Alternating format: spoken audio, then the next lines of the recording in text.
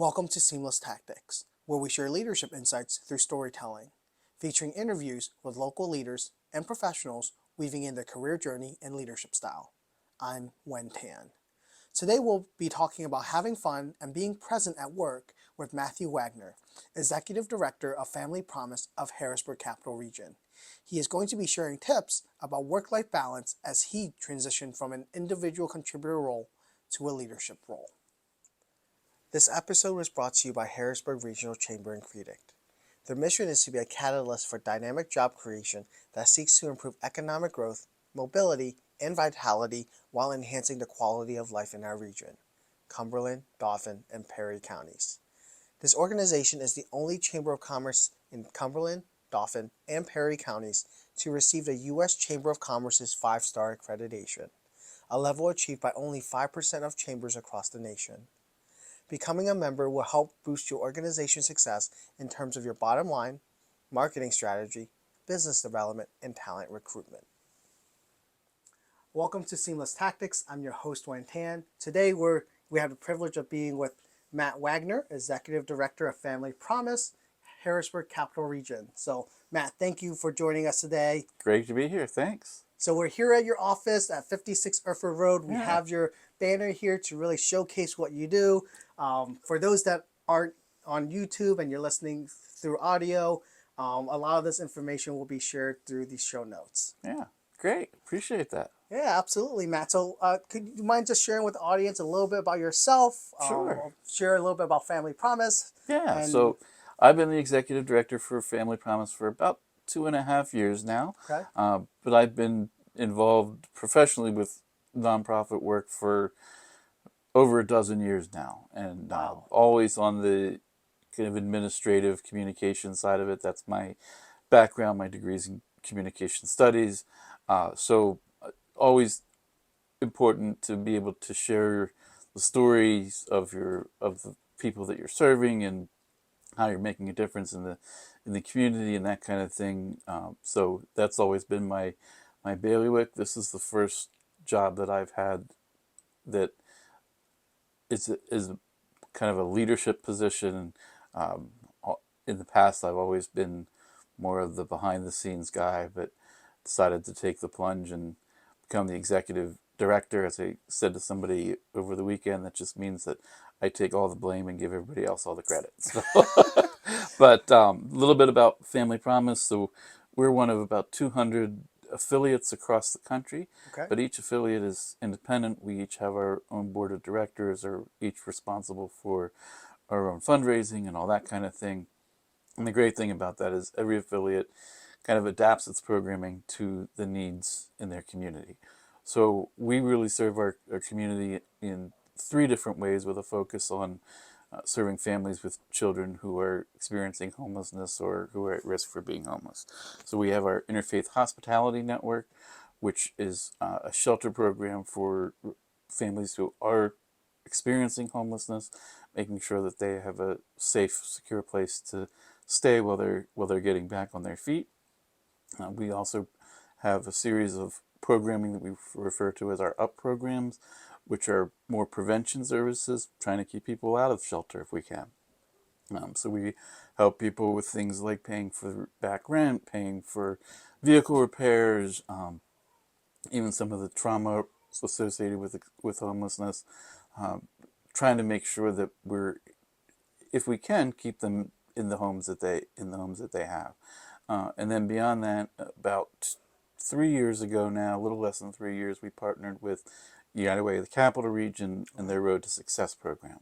So that's a program that helps folks get jobs that pay a family-sustaining wage. So looking at some of those barriers like the cost of childcare, transportation, those kind of things, helping with those things so we can even help families not need the prevention services, no less the shelter services. Kind of all the levels, so to speak. We're serving about 100 to 150 folks on a monthly basis through those programs.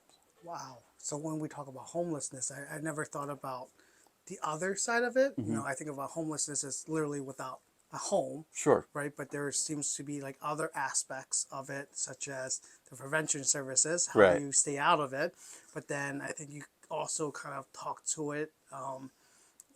What are some other myths about homelessness that like you would like to share with others that like for me being new to this Mm-hmm. type of community as well as I mean just that state within Harrisburg itself, like Right. what are some like interesting things that like you would like to share with folks? Yeah. So I think one thing that people don't necessarily think about when well, you tell me. I'll ask you a question. What Okay. is when you think of somebody who's homeless? What is the image that comes into your head? Putting So you on the spot here. I know this is supposed to be an interview for you, right? Oh, and hey, look, You you have the started on power it. of the edit. So So when I think about homelessness, the first thing that comes to my mind is downtown Harrisburg. sure. So right where the M&T Bank Mm-hmm. is, that strip where the bus stops Yeah. are. I also think about where we have the train station. So I Mm-hmm. think about that area. So Yeah. that's the first thing that comes to my mind is just literally without a home. The second thing that comes to my mind is then those that have children, Mm-hmm. right? So those that have children, young or teenagers that they would typically be at shelter. So the next thing I think about is education. So if you aren't if you don't have accessibility to a house, well then how do the kids Yeah. do homework, get help, Yeah. get to school? I think probably like the third aspect of it is then job, right? Right. How can somebody without an address be able to apply on a Mm-hmm. job application when you need so many things? I Sure. think like those are the three primary topics that comes to my mind. Well, you're thinking of a lot deeper than most people do. Most people, when they think of somebody who's homeless, they're thinking of the guy on the corner Yep. by M&T Bank with the sign, Yep. right? And certainly there are those that fit that description. Yep. But there's a lot of people who are homeless that are staying in hotels. Okay. There are people who are homeless who are living out of their cars. People who are homeless who are staying with family or friends, couch surfing, so to Yep. speak. And one of the challenges that a lot of people don't think about, you mentioned kids, is the family dynamic to it. So most shelters are either for men or for women and children. And Okay. that's typically the line of delineation there is typically the age of 14. Oh wow. So if you're a male over the age of 14, you typically have to be at the men's shelter. And the women and children under the age of 14 are going to be at a women's shelter. So, let's, think about a single mom with a 10-year-old and a 14-year-old son. The 14-year-old is going to be in one part of town. You're going to be in another part of town with your other child. Wow. People don't think about that kind of stuff, No. and that's not a criticism of the system in any way. There are reasons that it's set up that way, but we felt like it was important to give families an opportunity to stay together while they're going through that. And that's why we designed our Interfaith Hospitality Network, which is a network of churches and organizations that give them a place to sleep for the night. And they spend their day here at our day center working on their goals. I think the other perception that I hear quite often is, oh, the homeless people are, either they're on drugs or they're lazy or whatever the case may be, right? And certainly there's a lot of drug use and alcohol. You could make an argument of which came first, chicken or the egg, but regardless, the fact is there are plenty of homeless people who just have fallen down on their luck. Somebody got sick, they had to stay home with them. That means they lost their job. There, we've had families that, through no fault of their own, the apartment that they were renting gets condemned. We had a mom 2 years ago now that the guy that she was staying with decided to get another girlfriend or get another girlfriend and kicked her and her son out. nothing that they did necessarily, but they just found themselves in that situation. And I always say, there but for the grace of God go I, right? Um, we've Most of us have been that in that situation where you're one paycheck away from being on the street, and it's easy to happen. The other part is, why don't these people get jobs? It's not all that easy. You know, I remember a couple years ago, my son was starting to work, and it took us 2.5 months to get him a new copy of his Social Security card. We have all the resources in the world. We have access to email, to computers, to printers, to all of that stuff. It just takes time. Imagine you don't have access to all of those things because you're homeless, but you need that documentation to work.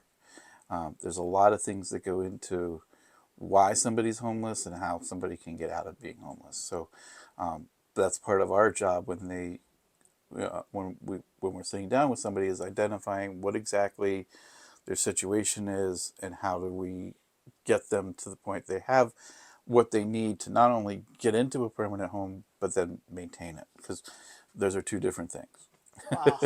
So there's absolutely a lot more things to this. Absolutely. So I have two questions then. So one question would then be for those that are interested in learning more about this epidemic, I would call it. Sure. Like, how could somebody learn more about it? So that's the first question, and then the second question would then be for those that are looking to volunteer, those that are looking for a cause to support and like remedy Yeah. and better the community, like how can somebody in the audience help Family Promise or just the situation? I'll give you the same answer for both of them. www.familypromisehcr.org. Okay. We got plenty of information on there about some of the statistics around homelessness, the fact that this area is the second most competitive rental market in the country. I don't know if you knew that or I not. did not know that. Second most competitive rental market in the country. It's Miami, Florida, and central Pennsylvania. So we have that kind of information on there. You can also go on there if you would like to volunteer. There's a place to sign up for that, sign up for our newsletter. You can always donate. And just look around and educate yourself. Reach out to us. We're happy to come speak to any of the organizations that you're involved with. I love coming out and talking about these issues and kind of educating people about what it's all about. So, Well, thanks, Matt. So I'll make sure in the show notes for those that are listening, I'll put down the address as the email, not the email address, but the the website. website Yep. to Family Promise, and then I'll make sure that I'll put in your LinkedIn profile. Perfect. So those that wanted to connect and chat more about that opportunity, make sure that Love it's it. there available for everyone. So when we're talking about homelessness, I think you kind of talked about like this is your 2.5 years in this current role. Yeah. You worked in other nonprofits, so could you just share with me like how you're like, I think there's like two aspects, right? One is that you said you were more behind the scenes and now you're more of like client facing, more of the face of the organization. So can you just share with me how your leadership style may have changed from being behind the scenes to now in this leadership position managing people? It's been interesting. I think there's the biggest lesson that I learned over. It took me a little bit because I'm dense, but it took me a little bit to figure it out. Is when I was just the communication guy or just the fundraising guy, I'd come up with an idea and I'd be like, "Oh, I think it'd be neat if we did this," and I had to get approval for that. I had to bounce that idea off of my executive director or our fundraising committee or whatever the case may be. So there's a check and balance there. Okay.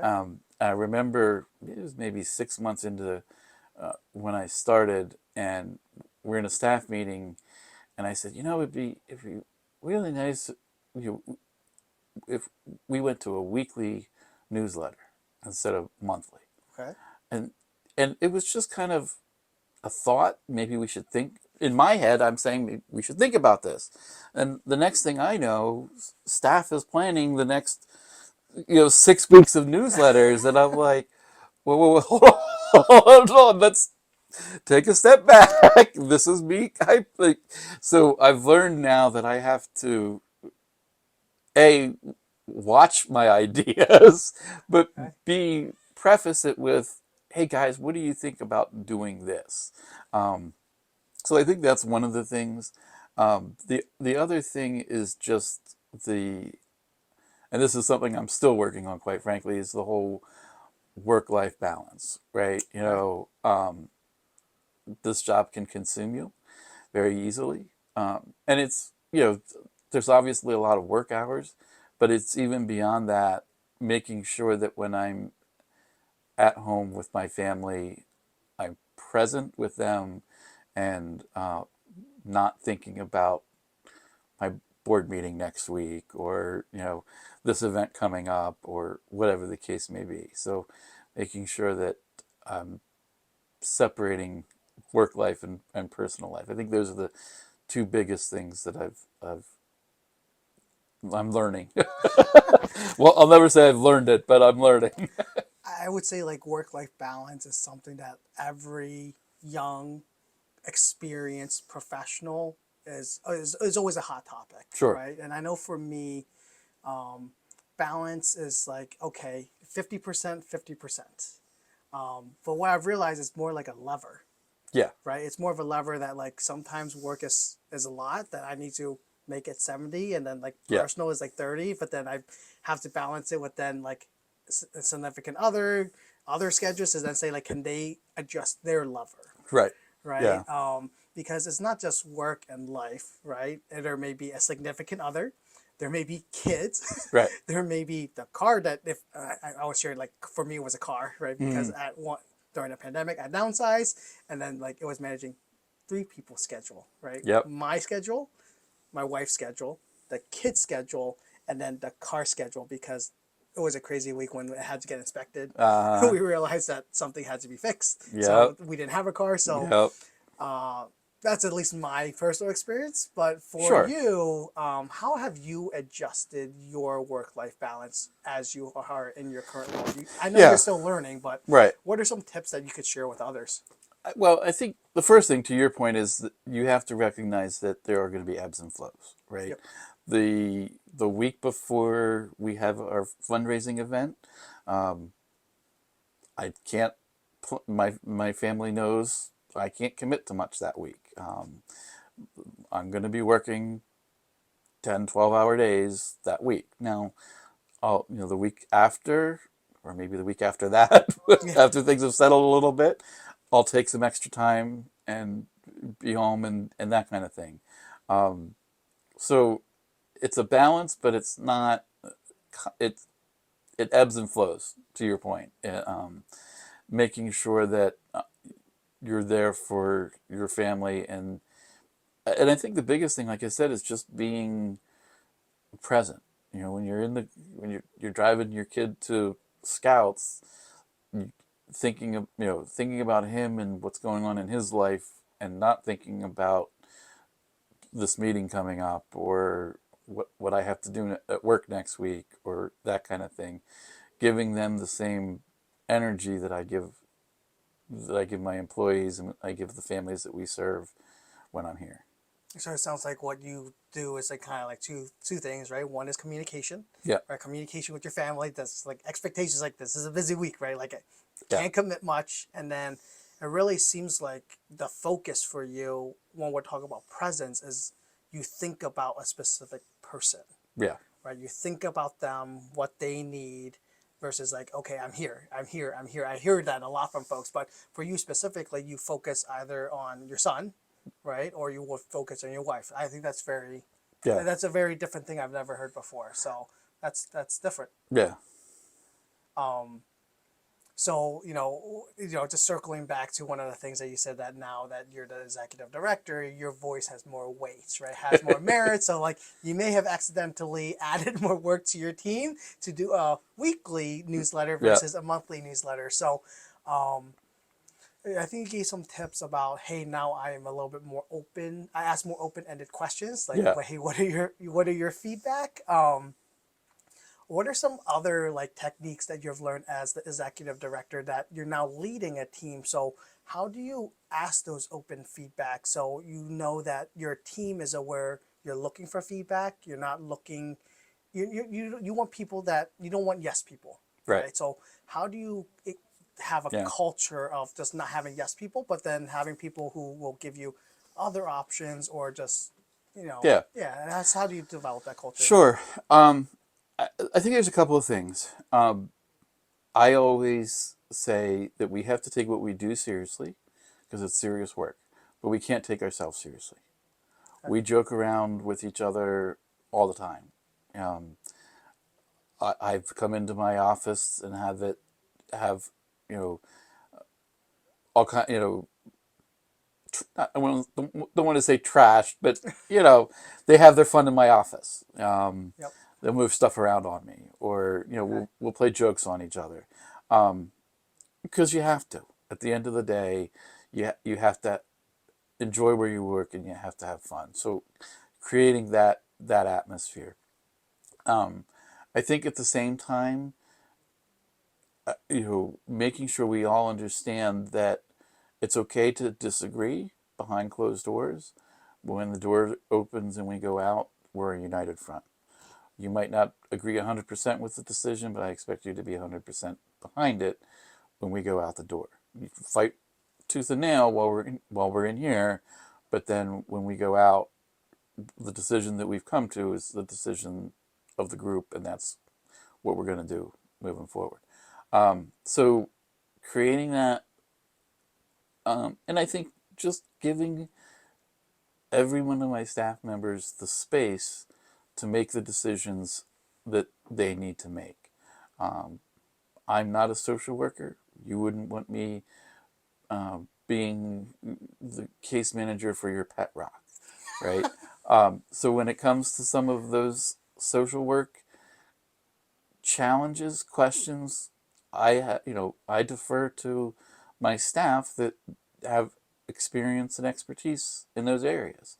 Um, Ultimately, the decision is mine, but they know that I'm going to ask them what they think and expect them to give me an honest answer. And it's rare that I'll say, "Yeah, I understand what you're saying, but we're going this way instead." Um, there's a reason that I pay them, and I respect the heck out of them. I could never do what they do, and vice versa. So it's just a matter of mutual respect almost at the end of the day, um, between us as far as that goes. Yeah, it sounds like there's respect, there's trust, right? I think the emphasis is that when we bring our ideas, it's always an individual idea. But Right. when we are moving forward, we move forward as a team. So Right. we become individual contributors to then team members, Yep. right? So it's that shift in mentality, and I absolutely agree with you, right? So sometimes we always get the interviews like, "Hey, you have an idea? How do you fight for it?" And then like, "What do you do afterwards if they don't agree?" Right? So I think at the end of the day is that we take our work seriously, Yeah. right? So I think that's I think that's a great way to develop that culture, and then also having pranks on your executive director, I would say that also helps. So now I'm curious, right? So out of curiosity, what's the funniest prank that your team has done to you? Or it could be So multiple, but what's yeah, your favorite? Well, I guess it shouldn't be your favorite, but like, yeah. So there's a running joke in our office. I like my office cold. okay, My program manager, my case manager, my outreach coordinator, they're uh, they're much more warm blooded. So I will walk into, I refer to the case, I refer to their office as the sauna, okay, and they refer to my office as the ice box. okay, So there was one morning that both my program manager and my outreach coordinator came in, and they were dressed in parkas and coat. This is like in August, parkas and coats and everything else, reporting for work for the day. So some of that kind of stuff that we just yeah, we have to have fun. You know, I think what you need as a decoration in here is going to be a penguin. Is there the Pittsburgh Penguins don't count. well, sure they do. Yes, okay. So I stand corrected. There are penguins in this office. I can't move the video, but there are penguins here. Yes, absolutely. So, as we're kind of, thank you for sharing about what Family Promise is, Yeah. touching on the homelessness epidemic that we have here in Harrisburg, as well as like sharing your leadership style. So, as we're coming to the close of this episode, like, are there any key takeaways that you would like to share with our audience then about leadership?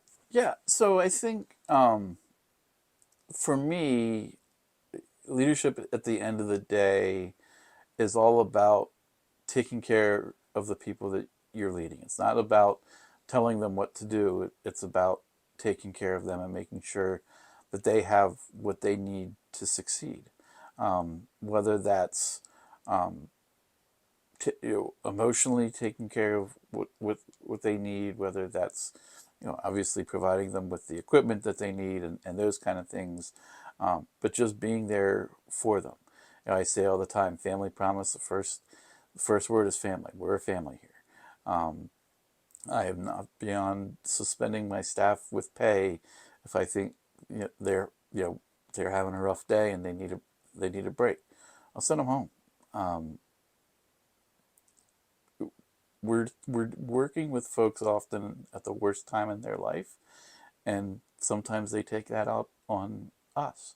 And when that happens, I need to be able to give them the space to walk, to get away from that. So taking care of my staff, I think, is incredibly important. The other thing I would say is making sure that you're out there sharing your vision and telling your story. The chamber has been great for that. Telling people about who we are and what we do. I say when I started here, we were the best kept secret in town. And over the last 2.5 years now, going to chamber events and networking and all of those kind of things has given us a great opportunity to share the stories of the families that we serve and really raise awareness about who we are and what we do, to the point now where when I say the name Family Promise, somebody, they'll go, yeah, I've heard that before somewhere. Like, they might not know where, but they've heard our name before. So we've come a long way in that. And for every leader, I think that's incredibly important, is just having that vision and sharing it. Oh, well, thank you for sharing that. I think those are all great takeaways, and hopefully the audience, will reach out to you, learn a little bit more about Family Yeah, Promise, absolutely. or connect with you, so they can share your story and your organization's mission with with others. So, Yeah. thanks for sharing Awesome. that. So here comes the fun part of the episode, which is the rapid fire questions. So, Okay. so there's 3 questions. So one is, who's your favorite leader? So I would say George Washington. George Washington. Okay. All right. So I don't think anyone has given me a historical. Okay. Historical. Let me share Okay. why. All right. George Washington had every opportunity to turn this country into another monarchy. Okay. When he became president, he could have been president for life. Okay. He came into office and served his 2 terms, and then he stepped away. Never happened in world's history, as far as I know, where somebody's taken leadership of a country and willingly stepped down. And that, to me, is what servant leadership is all about at the end of the day. It's about doing the best thing for the organization, whoever it is that you're leading. Yeah, and the key distinction is like not delegating once you step down to another family Right. member, right? So Yeah. it's through that democratic process of nomination, voting, Right. and then Absolutely. yeah. So no, that's okay. So thank you for sharing that. Again, I've never had like a historical member that someone referenced to. So the next question I would have is then like, what's your favorite leadership quote then? Yep, and I have to pull out my cheat sheet for this, but Okay. this is Simon Sinek. Okay. He says leadership is not about being in charge. Leadership is about taking care of those in your charge. Really ties back to your key takeaway, right? About taking care of your team. Yep, absolutely. Also, back to that, making sure that work is fun, right? Yep, absolutely. Right. No, that's great. I love that quote. That's so true, right? It's not about me, Right. right? It's about them. I think that's really one big thing as people, like, as you take responsibility over other people, right, or a team or a strategy, right, you can't drive it all. Right. You will need a team, right? You can't be Superman all the time. Well, and as a leader, you have to know what you're good at and what you're not. Yep. And, you then have to find the people who will fill in those things that you're not good at and give them the opportunity to do that. No, absolutely. Absolutely. No, and of course, there's not a really good segue to then the last question, especially from a serious question to then now a fun part. So the last question I have is then, in Central PA, what's your favorite thing to do?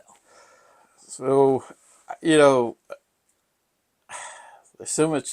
This is such a rich community when it comes to activities and things to do and places to go. I would say for me, it's getting out in nature, getting out to some of the state parks in the area.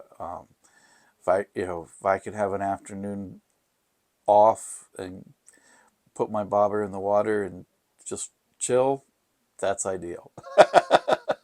Right on. I think that's we're 3 for 3 now. There you go. I think we're 3 for 3. So I believe that Mark and Carmina both said the same thing. Okay. Yes. Great. So maybe we'll keep the streak alive. Yeah. I did. For those that are listening, I did not tell Matt what the other people said. So yeah, 3 for 3. People have said the outdoor, the wilderness. Yeah. So well, Matt, thank you again for having me here. Thank you for Appreciate the taking the opportunity. time. It was great to learn more about you and also Family Promise. So thank you again. No, I appreciate the opportunity. All right. That brings us to the end of this episode. Thanks to Matt Wagner for joining us for that fun conversation. As he mentioned, it is important to take your work seriously, but don't take yourself seriously. This helped him build a sustainable culture of fun, accountability, and most importantly, work-life balance. If you enjoyed our show, please rate and review us on a streaming platform you're listening to us on. Until then, this is Wen Tan. And don't forget, we're here to highlight local leaders making an impact in our community and share leadership insights through storytelling. This podcast was recorded, produced, and edited by Wen Tan. This episode was brought to you by Harrisburg Regional Chamber CREDC. Seamless Tactics is a product of Tailor-Made Solutions. Special thanks to Family Promise of Harrisburg Capital Region. Hope you join us in our next show.